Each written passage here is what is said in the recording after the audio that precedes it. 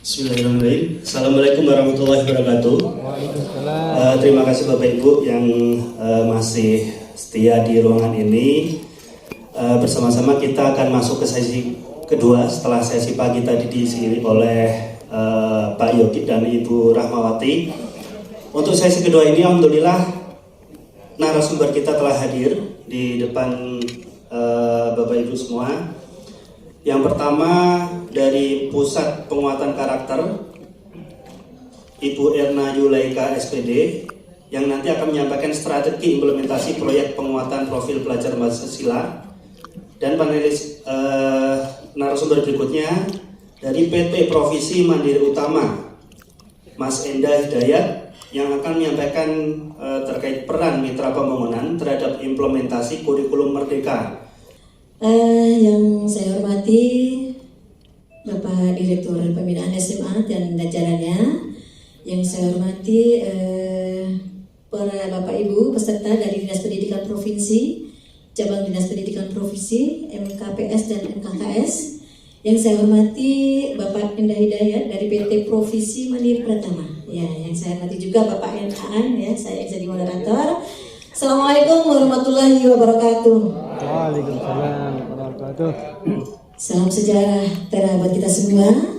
Salam sehat, salam cerdas berkarakter. Kalau saya bilang salam cerdas berkarakter. Bareng-bareng ya Pak Ibu ya. Ya. Siap? Salam cerdas berkarakter. Ya, tepuk tangan buat Bapak Ibu semua. Satu lagi ada SMA Maju bersama hebat semua. Kayaknya kurang kompak ya tadi ya. Boleh sekali lagi? SMA Maju bersama hebat semua. hebat ya. Tepuk tangan sekali lagi buat Bapak Ibu sekalian. Tadi sudah bersenang-senang ya, bergoyang-goyang dengan Mbak Linda ya. Saya sebenarnya juga ikut goyang tadi ya.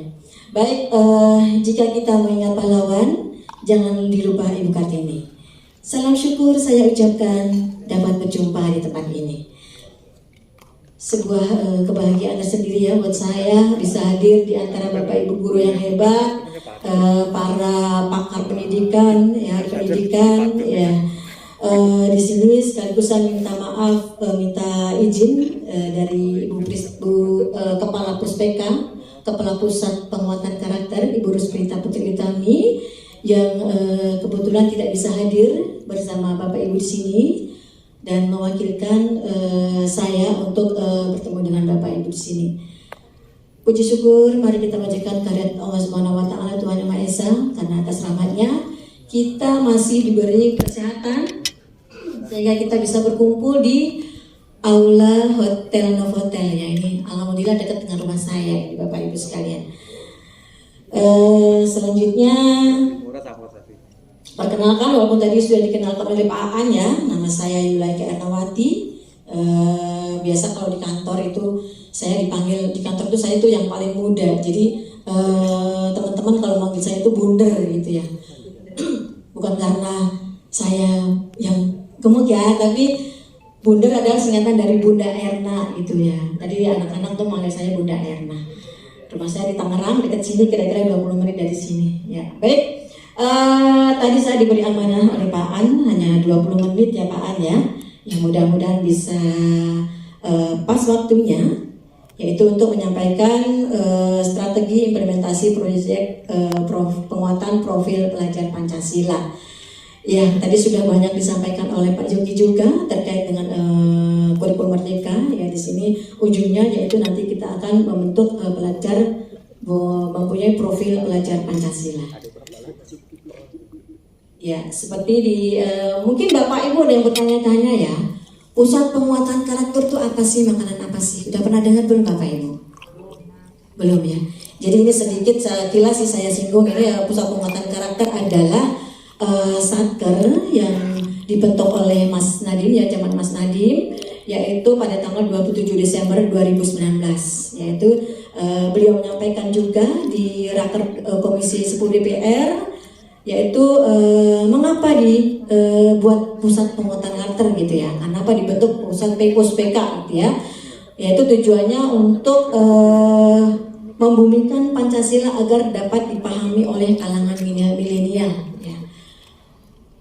Dan itu sebagai tindak lanjut dari apa yang disampaikan oleh Bapak Presiden kita, Bapak Joko Widodo, di pidato Presiden RI pada sidang tahunan tahun 2020, yaitu sistem pendidikan nasional harus mengedepankan nilai-nilai ketuhanan yang berkarakter kuat dan berakhlak mulia serta unggul dalam inovasi dan teknologi. Gitu. Jadi nanti diharapkan kita mempunyai SDM yang unggul, yaitu yang merupakan pelajar sepanjang hayat, itu yang memiliki kompetensi global dan berperilaku sesuai dengan nilai-nilai Pancasila.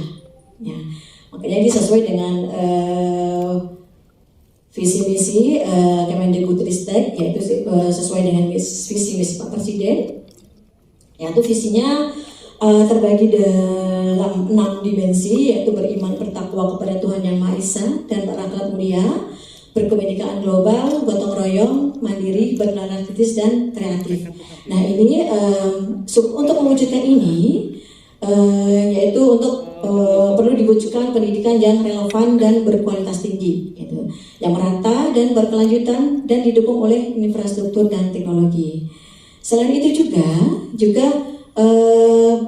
bagaimana kita mewujudkan pelestarian dan pemajuan kebudayaan, ya, serta pengembangan bahasa dan sastra.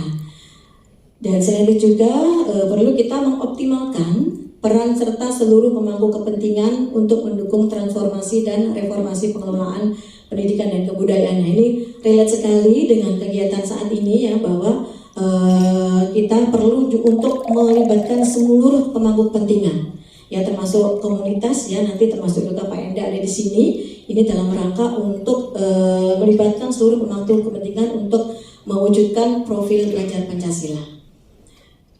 Nah, seperti apa yang disampaikan oleh Ali bin Abi Thalib, yaitu sahabat Rasul, didiklah anakmu sesuai dengan zamannya.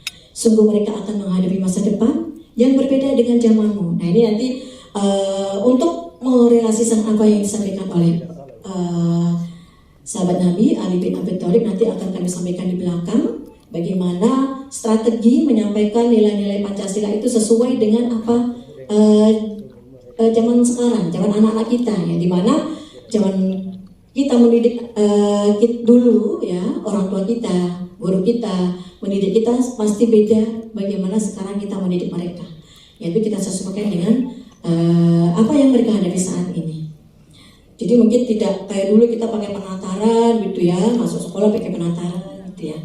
Nah, apa sih yang ingin dicapai, profil seperti apa sih yang ingin dihasilkan oleh sistem pendidikan Indonesia, yaitu pelajar Indonesia yang merupakan pelajar sepanjang hayat, yang bagaimana, yaitu yang berkompeten, berkarakter dan berperilaku sesuai nilai-nilai Pancasila. Nah, pelajar di sini tidak hanya pelajar siswa saja, gitu, ya, tidak hanya anak-anak pelajar dari PAUD sampai perguruan tinggi saja, tapi pelajar di sini adalah termasuk kita-kita ini juga, ya, seperti kita yang sudah mengajar, ya, seperti Bapak Ibu yang setiap hari mengajar itu juga berstatus pelajar juga, ya, karena kita adalah pelajar sepanjang hayat, seperti diamanahkan oleh agama kita juga, semua agama, ya, bahwa kita wajib menuntut ilmu dari buayan hingga dari lahir sampai ke liang lahat, gitu, ya. Jadi selama nafas berhembus, selama detak jantung masih berdetak, kita diwajibkan untuk terus menuntut ilmu. Seperti saat ini, ya, saya juga di sini nanti dalam rangka menuntut ilmu juga, gitu, ya, dari Bapak Ibu di sini. Mungkin nanti di sesi tanya jawab nanti barangkali ada Bapak Ibu yang ingin sharing pengalaman bagaimana menyebarluaskan atau strategi penguatan profil pelajar Pancasila di sekolah, nanti boleh untuk disampaikan, ya, barangkali nanti jadi bahan masukan buat kami juga di Puspeka dan juga untuk bapak-bapak Bapak Ibu di direktorat, gitu, ya. Nah, profil pelajar Pancasila ini mengandung 2 tujuan, yaitu bagaimana nanti SDM kita atau anak-anak kita memiliki kompetensi untuk menjadi warga negara Indonesia yang demokratis. Selain itu juga menjadi manusia unggul dan produktif di abad 21 gitu ya, dimana segala sesuatu akan berkaitan dengan teknologi yang semakin canggih gitu ya. Nah, di dalam profil pelajar Pancasila itu sendiri mengandung 6 elemen, 6 dimensi ya. Tadi sudah disampaikan di visi kementerian, yaitu bagaimana anak kita nanti bisa beriman, bertakwa kepada Tuhan Yang Maha Esa dan berakhlak mulia, dan bagaimana juga mereka bisa berkebinekaan global, bergotong royong, mandiri, bernalar kritis dan kreatif. Nah, dimensi-dimensi tersebut menunjukkan bahwa profil pelajar Pancasila tidak hanya fokus pada kemampuan kognitif saja, gitu ya, tapi juga sikap dan perilaku sesuai jati diri sebagai bangsa Indonesia sekaligus warga dunia, gitu ya. Apalagi di zaman globalisasi ini. Nah, dimensi yang pertama itu ada beberapa elemen, yaitu bagaimana nanti pelajar bisa memahami ajaran agamanya dan kepercayaannya serta menerapkan pemahaman tersebut dalam kehidupan sehari-hari, gitu ya. Nah, di sini ada 5 elemen, yaitu elemen akhlak beragama, akhlak berpribadi, akhlak kepada manusia, kepada alam dan bernegara. Bagaimana berakhlak beragama, yaitu bagaimana pelajar kita bisa memahami dan menerapkan kualitas hidupnya sesuai dengan sifat-sifat Tuhan. Jadi seperti juga di agama kita juga dikenalkan ya sifat-sifat wajib bagi Allah ya, sifat-sifat Tuhan. Nah, itu bagaimana mereka bisa memahami itu dan bisa melaksanakan di kehidupan sehari-hari. Terus yang kedua yaitu elemen akhlak pribadi. Ya, akhlak pribadi itu bagaimana kita, anak-anak kita itu bisa mencintai diri sendiri. Ya, bagaimana memperlakukan diri sendiri, gitu ya. Contohnya, ya, ini contoh saya diri saya sendiri ya. Dalam usia yang sudah di atas kepala, di kepala 5 ya, itu sudah mulai badan lebar, gitu ya. Nah, bagaimana harus menyikapi ini supaya tetap sehat, gitu ya. Jadi perlu merawat diri, perlu menjaga makanan, olahraga teratur. Nah, itu atau biar tetap biar kelihatan cantik di depan suami, gitu. Bagaimana merawat diri, bagaimana itu salah satu berakhlak terhadap diri sendiri, gitu ya. Kalau kita sudah bisa berakhlak diri sendiri, insya Allah pasti akan bisa berakhlak ke sesama, yaitu bagaimana kita berempati dengan sesama, peduli dengan sesama, gitu ya. Selain itu akhlak kepada alam. Nah, seperti tadi saya lihat ke sini ada melewati banjir tadi Bapak Ibu ya. Nah itu kenapa bisa banjir? Ya tadi karena mungkin misalnya mungkin gak lancar karena ulah kita sendiri. Nah inilah diperlukan peran kita berakhlak kepada alam. Bagaimana kita mencintai alam supaya alam juga memberikan hal yang baik buat kita. Gitu. Karena kalau kita tidak peduli dengan alam, nanti efeknya juga ke kita, gitu ya. Yang terakhir yaitu akhlak bernegara, yaitu bagaimana memahami serta menunaikan hak dan kewajibannya sebagai warga negara, gitu ya. Itu juga merupakan perintah agama juga untuk mencintai negara, untuk mentaati aturan-aturan pemerintah yang ada. Gitu. Dimensi yang kedua yaitu dimensi berkebinekaan global, yaitu bagaimana nanti peserta didik kita atau kita juga berpikiran terbuka terhadap budaya asing sehingga timbul rasa menghargai, gitu ya. Apalagi di zaman globalisasi seperti ini ya, dimana kita harus bisa terbuka, yaitu harus membuka wawasan untuk adanya budaya-budaya dari asing, adanya informasi dari asing. Ya, tapi bagaimana juga kita harus bisa menyaringnya. Nah, di sini ada 4 elemen, yaitu mengenal dan menghargai budaya. Yang kedua, komunikasi dan interaksi antar budaya. Yang ketiga, refleksi dan tanggung jawab. Yang keempat, refleksi dan tanggung jawab terhadap pengalaman kebinekaan. Intinya, dalam berkebinekaan global ini, nanti diharapkan anak-anak kita itu selain bisa menerima informasi dari asing dan bisa memfilter budaya-budaya dari asing, juga bisa bersaing ya, bisa menunjukkan potensi dirinya di dunia internasional. Nah, ini dibutuhkan peran kita semua untuk memberi dukungan, memberi support kepada anak-anak kita supaya mereka mempunyai keyakinan, mempunyai terhadap dirinya sendiri untuk bisa bersaing di dunia internasional.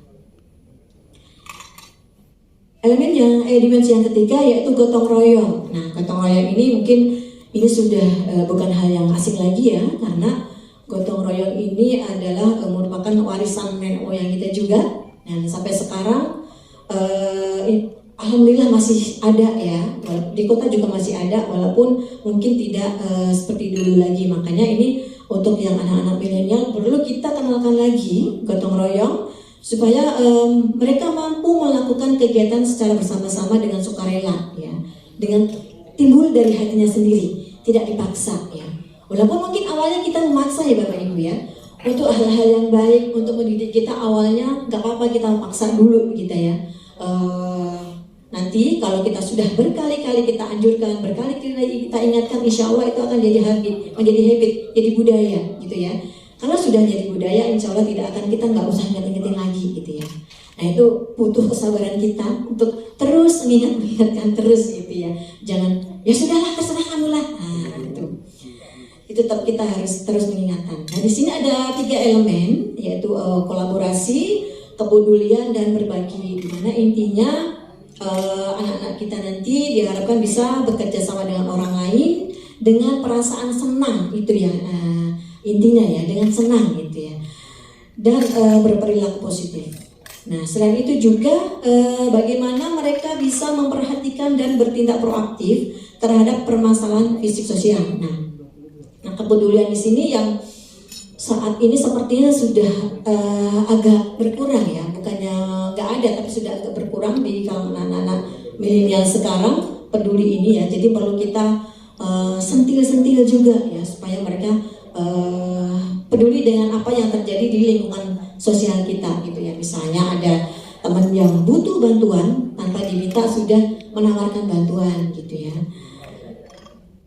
Nah yang ketiga yaitu berbagi, yaitu memberi dan menerima segala hal yang penting bagi diri dan sesama. Selanjutnya dimensi mandiri, yaitu pelajar yang bertanggung jawab atas proses dan hasil belajarnya, gitu ya. Nah mandiri di sini ada 2 elemen kunci, yaitu kesadaran akan diri sendiri dan situasi yang dihadapi. Nah, kesadaran yang seperti apa, gitu ya. Jadi bagaimana anak-anak kita atau kita juga itu mampu mengetahui, memahami apa yang dibutuhkan oleh kita gitu ya, apa yang aku butuhkan gitu ya, supaya nanti aku bisa pinter, supaya nanti aku bisa berprestasi, aku harus ngapain ya. Itu merupakan elemen mandiri gitu ya.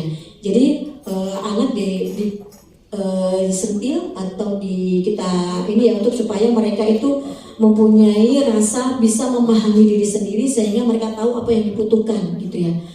Bagaimana orang lain akan tahu kebutuhan kalau dirinya sendiri dia nggak tahu gitu ya. Seperti misalnya tadi saya contohkan gitu ya, bagaimana supaya sehat. Nah harus bagaimana gitu ya. Ya, yang kedua yaitu regulasi diri, yaitu bagaimana mengatur pikiran, bagaimana mengatur perasaan dan perilaku dirinya untuk mencapai tujuan belajarnya.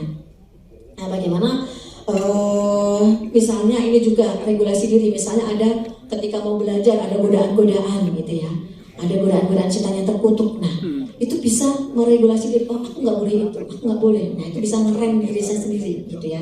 Nah, ini sudah termasuk mandiri gitu. Yang dimensi selanjutnya bernalar kritis. Nah, yang bernalar kritis itu yang bagaimana? Yaitu pelajar yang nanti kita harapkan, yaitu bagaimana yang pelajar yang mampu secara objektif memproses informasi baik kualitatif maupun kuantitatif. Nah, kita mampu membangun keterkaitan dengan berbagai informasi, menganalisis, mengevaluasi dan menyimpulkannya, gitu ya. Jadi nanti diharapkan anak-anak kita itu tadi termasuk tadi memfilter apa informasi-informasi tadi, itu termasuk salah satu bernalar kritis gitu ya. Terus bagaimana anak-anak kita bisa membuat keputusan dengan cepat, bagaimana ketika ada masalah bisa mengatasi sendiri, itu salah satu bentuk dari anak kita sudah mempunyai nilai bernalar kritis. Nah di sini ada 4 elemen, yaitu merefleksi pemikiran dan proses berpikir, memperoleh dan memproses informasi dan gagasan, menganalisis dan mengevaluasi penalaran, dan merefleksi pemikiran dan proses berpikir. Ya. Itu tadi intinya bagaimana anak-anak kita itu bisa mengambil keputusan dengan tepat dan cepat, ya, karena untuk jadi seorang pemimpin nanti, karena anak-anak kita nanti kan akan jadi seorang pemimpin ya, insya Allah ya. Jadi dituntut untuk bisa mengambil keputusan yang cepat dan tepat, gitu ya. Selain itu juga berdasarkan analisis tentunya. Yang selanjutnya itu dimensi kreatif, yaitu mampu memodifikasi dan menghasilkan sesuatu yang orisinal, yang bermakna, bermanfaat dan berdampak, gitu ya. Nah, kreatif ini tidak hanya kreatif dalam karya saja, ya, tapi juga berupa ide-ide, gitu ya, yang orisinal, gitu ya. Termasuk saat ini itu Puspeka itu banyak sekali membuat konten-konten dalam rangka penguatan karakter ini juga untuk mengkampanyekan profil pelajar Pancasila ke anak-anak milenial. Itu kami memproduksi banyak sekali konten, dan ini melibatkan anak-anak muda, yaitu mereka dengan ide-ide mereka, yaitu kita bisa membuat konten-konten yang nanti bisa Bapak Ibu manfaatkan untuk sebagai salah satu media pembelajaran supaya anak-anak kita juga nggak bosan, gitu ya. Nanti terakhir kami kenalkan lamannya. Ya. Selanjutnya anak ini sebagai contoh, mungkin Bapak Ibu nanti bisa mengimplementasikan di sekolah, ya, di sekolah binaan. Mungkin juga nanti di Dinas Pendidikan bisa diprogramkan bagaimana mengkampanyekan profil pelajar Pancasila. Ini di pusat penguatan karakter ada beberapa inovasi yang sudah kami lakukan, dan ini masih berlanjut sampai sekarang supaya bisa menyasar anak-anak milenial, gitu ya. Jadi tidak hanya dengan arahan-arahan, pidato-pidato dan materi-materi, tapi juga dengan media-media yang bisa mereka terima dengan baik, gitu ya. Nah, ini ada banyak sekali. Ini salah satunya pengembangan buku dan workshop PAUD. Ini belum lama kami buat. Nah, ada juga pusaka, itu kan untuk sahabat karakter. Ini di pusaka ini ada beberapa rangkaian. Ada di situ ada pameran. Kalau dulu zamannya pandemi, ya kita tetap melaksanakan dengan cara webinar, terus dengan pameran virtual, terus dengan nobar, gitu ya. Itu untuk pekan untuk sahabat karakter. Sahabat karakter itu adalah termasuk Bapak Ibu sekalian juga sahabat karakter, tidak hanya anak-anak muda saja.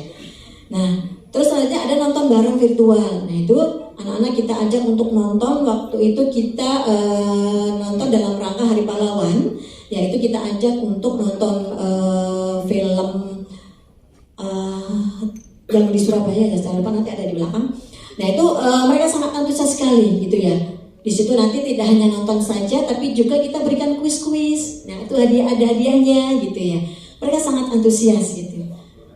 Ada, nah terutama untuk kemarin itu yang banyak tuh anak SMP, SMA, gitu ya. Ada juga anak PAUD dan SD yang didampingi oleh orang tuanya.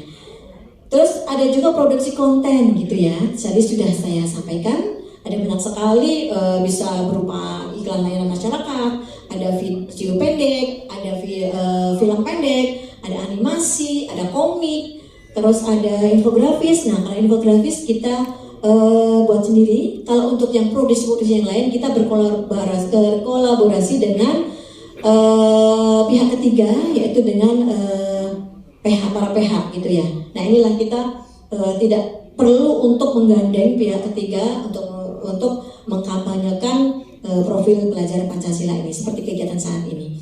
Nah, selain itu juga ada Festival Generasi Pancasila, ada kemah karakter virtual. Nah, kemah karakter ini kemarin di berita itu ternyata kemah karakter ini adalah merupakan kemah yang pertama kali di dunia, gitu ya. Kemah yang dilaksanakan secara virtual. Nah, itu lucu sekali. Jadi anak-anak tuh sambil nonton, itu sambil membuka tenda di rumah masing-masing, itu ya, anak-anak tenda kecil, itu ya.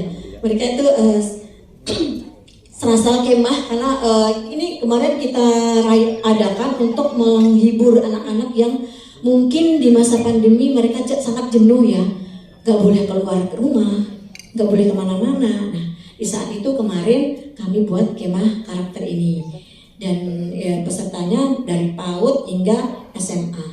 Dalam rangkaian ini juga ada banyak kuis-kuis, melibatkan juga para pakar, ada konsultasi psikologi juga. Nah itu anak-anak sangat antusias mengikuti konsultasi dan kemah virtual ini. Ada juga portal praktek baik, Liga Kampanye Penguatan Karakter. Ini melibatkan seluruh komponen, baik ada dari dinas pendidikan, dari para guru, dari praktisi gitu ya. Mungkin salah satu di antara Bapak Ibu di sini ada yang jadi APK, agen penguatan karakter. Belum ada ya? Belum ada ya? Ya, di sini boleh semuanya disilahkan untuk di situ mengupload. Oh ya, dengan Bapak siapa Pak? Sudir Bu. Pak Sudir. Ya, nanti boleh sharing-sharing ya bagaimana jadi APK gitu ya, serunya jadi APK ya. Mungkin keluhan juga barangkali ada keluhannya gitu, silakan untuk disampaikan. Nah ini APK ini ada di seluruh Indonesia Bapak Ibu ya. Nah ini contohnya apa yang sudah kami lakukan. Ini ada tadi yang ada kerjasama dengan buku PAUD tadi, kita kerjasama dengan Siamo Cecep. Ada juga yang nonton bareng dengan ritual itu. Terus ada pusaka, ada lagu pelajar Pancasila yang mungkin sekarang sudah nggak asing lagi ya. Barangkali ada Bapak Ibu yang belum pernah dengar lagu profil pelajar Pancasila. Sudah ya, yaitu lagu profil pelajar Pancasila itu yang membuat adalah Puspeka, Pusat Penguatan Karakter, bekerja sama dengan musisi Kak Eka Gustiwana. Kenal ya dengan Kak Eka ya? Nah di situ dinyanyikan oleh vokalis Coklat, Mbak Kikan. Kenal ya dengan Mbak Kikan? Ya. Ya, ini lagu ini sudah di perguruan tinggi juga sudah digunakan untuk sebagai media pembelajaran juga. Termasuk kemarin anak saya yang kuliah di UPI, itu mereka waktu pandemi waktu itu ada di lagu itu dijadikan untuk bahan pembelajaran. Anak diminta untuk menganalisis lagu tersebut. Kira-kira apa sih pesan yang ada di lagu tersebut gitu ya. Nanti Bapak Ibu juga bisa menggunakan lagu ini, nggak usah bayar ya. Nah selanjutnya ada juga ini kita ada membuat aktivasi ya, digital aktivasi. Ada juga ada TikTok juga, ada kemah karakter tadi sudah saya sampaikan, dan ada juga portal informasi kegiatan Puspeka, berbagi praktek baik dan tanya dan lapor penguatan karakter, ada lapor juga. Nah ini salah satu aktivasi yang kemarin ya ini belum lama kami lakukan. Kemarin di tanggal 21 memperingati Hari Peduli Sampah ya nasional. Itu kemarin kami buat jadi dengan menggandeng vendor kecil yang untuk edit saja ya. Jadi untuk ini kita lakukan ya.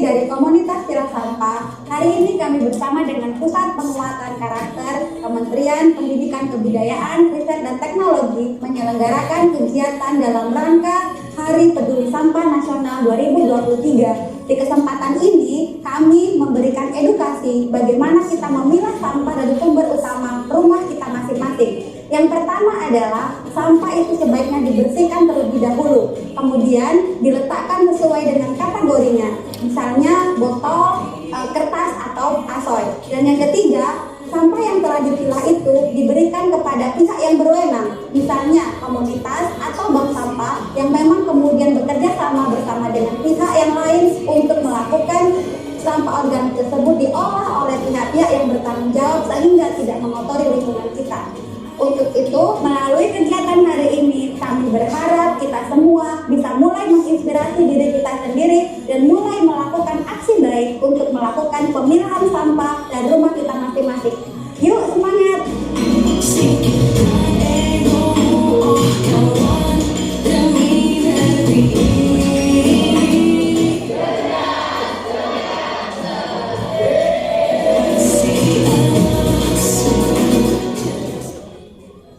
Nah itu tadi aktivasi yang kemarin kami lakukan dengan melibatkan siswa-siswa dari SDN 11 Pegadungan Kalideres, dan di situ juga kami melibatkan anak inklusi gitu ya.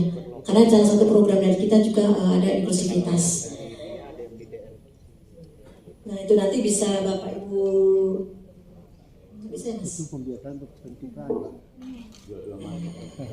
Nah ini lamanya dari Puspeka, nanti boleh Bapak Ibu catat, nanti bisa Bapak Ibu buka. Di situ banyak sekali produk-produk dari Puspeka yang bisa Bapak Ibu download untuk nanti bisa dibagikan salah satu bahan pembelajaran, gitu ya.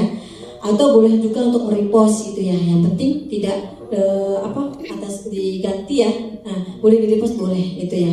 Tidak bayar, gitu. Ya di sini ada laman, ada Instagram juga, ada Facebook, ada YouTube, ada TikTok. Nah, untuk memproduksi konten ini tidak harus mengeluarkan biaya yang mahal ya Bapak Ibu ya. Kemarin juga adik-adik kita yang ada di Puspeka itu buat konten juga menggunakan TikTok, itu nggak ada bayarnya sama sekali, nggak ada biayanya. Jadi adik-adik kita yang memproduksi sendiri gitu ya, mengkreatif dengan kreativitas mereka gitu. Masih ada waktu untuk mutar Bapak Isanu. Oh ya, silakan Mas untuk yang TikTok tadi Mas. Ya. Ya, mungkin nanti Bapak Ibu bisa produksi TikTok di sini juga bisa nanti. Ya. Nanti Bapak Ibu bisa melibatkan juga anak-anak, apalagi anak-anak SMA kan udah pada canggih-canggih ya. Nanti bisa mereka untuk mungkin tugas membuat TikTok. Dimensi berketuhanan atau dimensi gotong royong gitu bisa. Jadi untuk memproduksi ini, untuk mengkampanyekan ini, profil pelajar Pancasila tidak harus dengan biaya ya Bapak Ibu. Iya mungkin Puspeka mungkin ada duitnya gitu ya. Kalau di ini kan nggak ada, di dinas atau di sekolah apalagi gitu ya.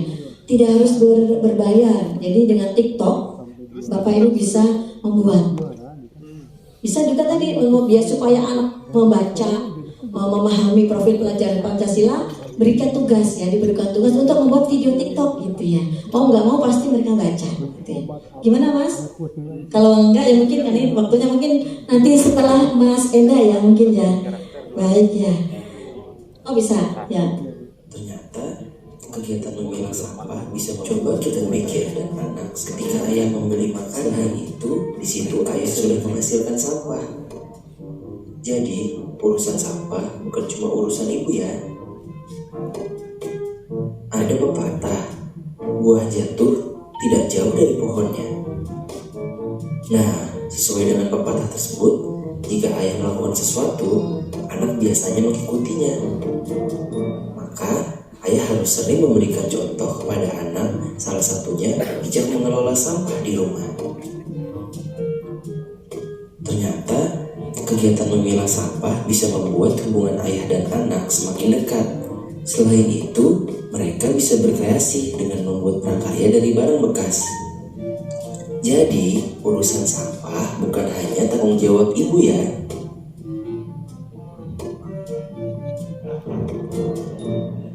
Nah, ini di kantor, teman-teman kantor juga, naratornya juga teman-teman kantor.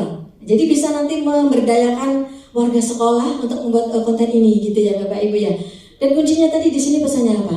Yaitu bahwa untuk menyebarluaskan penguatan karakter itu dengan keteladanan, dengan contoh. Jadi kita tidak nyuruh-nyuruh saja, tapi dengan contoh juga gitu ya Bapak Ibu ya. Terakhir mungkin untuk menutup ini saya boleh sampaikan pantun ya Pak An ya. Ya.